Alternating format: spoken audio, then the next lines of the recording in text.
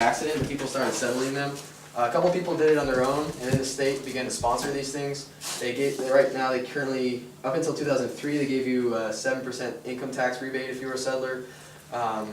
This was a very conscious decision on behalf of the Israeli state. Even though at the same time they're negotiating both with, they did it with Bill Clinton. They did it with they did as far back as Nixon and Kissinger. So they've been negotiating to remove these settlements ever since they started building them. At the same time, they're giving education tax rebates. They're giving transportation. If you have to drive your car into Israel really far, they'll give you a rebate on your transportation costs.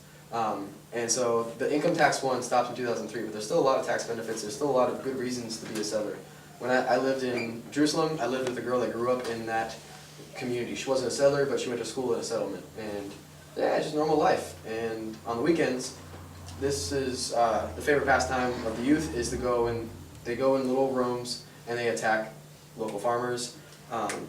It's really, really hard. I have some videos, I have some pictures. I didn't have a neat little screen to show, but I started reading what my group had called the settler hotline, and they had a violence hotline where you call 911 and you just say, hey, these people are attacking me, or just to get down information, record it, put it on tape, put it on paper, and say, hey, this is what's happening. The amount of violence perpetrated going that way was just staggering. It really broke my heart. But I gotta stay on topic. Okay, so I have a question. Yeah, go about the Orthodox, ultra-Orthodox, and quality of life settlements. Yes. Do they all receive like guarded roads, elaborate Excellent road question. building? Yeah, so that leads us into the first thing that people are pissed off about, both in Palestine or Palestinians and Palestinian sympathizers and people abroad. First thing is the settlements. Second thing is the wall and all the different infrastructure that's gone on. Yes, there's a big highway that goes right there. There's another one that goes up there. And those are funded by the state, and it makes it really, really easy to be a settler. You can't drive on them though if you're Palestinian. I went to see my friend in Nablus. This distance right here is about 60 miles, and it took me about 4.5 hours to get that far, because we go through checkpoints, we get stopped. It's just in normal public transportation, nothing special. You just get stopped and stopped and stopped. And so commerce has negatively been affected. Oh yeah, and Bethlehem. Bethlehem's right about here. Very creepy, eerie Bethlehem. But same thing. So people of Bethlehem, people in Hebron, this is where it's said that Jesus is born. This is where Abraham and Isaac, the two first granddaddies of Judaism, were born. Also very important to Muslims. They for a long time they survived on tourism, and now as the walls go up, these roads turn Israeli only or settler only. Yeah, it really negatively affects them, and people get pissed off. And okay, let's keep on going. So I start trying to map out my research, and I start figuring out. I start talking with lawyers. Where there's Defense of Children International, a little small office. It's really fun to see all these little offices of these little places. The group that I got really active in, it was an old house. It was like a little clubhouse. They had damn it, I forgot my rubber bullets. They had a mural on their wall made out of rubber bullets, and they all sit around and drink tea every night and just talk about how bad things are. And it was really fun to be a part and see these little places where people work and make a difference. So one of my favorite places was where is it? Defense for Children International. And I sit down and I start talking about it. I was like, hey, why don't you tell me about some of your clients? They have 18 and under clients. And they're like, well, yeah, things are pretty bad, and I mean, are you sure you know what you're getting into? I was like, yeah, well, tell me about it. He was like, all right, so for instance, I'm working with one kid. He's at a protest, and this makes me think of Ricky, wherever he is.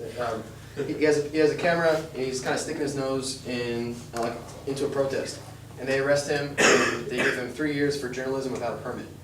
And I'm like, well, how does that work? He's like, I don't know. There's no law that says you can't be a journalist. And I have another kid, he threw a rock at a soldier, a very common form of protest, and he received 15 to 20 years for it. 15 to 20 years of his life was taken for that. Just today, the boy that was stabbed on State Street 2 years ago, his attacker received 17 years for a fatal stab wound. This kid throwing a rock at a armed soldier received 15 to 20 years. And so I'm like, all right, well, this is weird, because I know that doesn't happen to settler kids. And so I start looking into this disparity of law, and I find that there's kind of three classes. The first is just general Israeli Jewish people. They have first class citizenship. If you ended up not getting kicked out, then you're Palestinian. You also have Israeli first class citizenship. You're definitely discriminated against, but you have first class legal citizenship. You pay taxes, you get to vote, you get all the benefits of being a citizen. If you live in this little funny area right here, East Jerusalem, you have second class citizenship. That means you pay taxes, but you don't get to vote. But you get state health insurance, which is great in consideration to ours, but you don't get really that many sanitation services.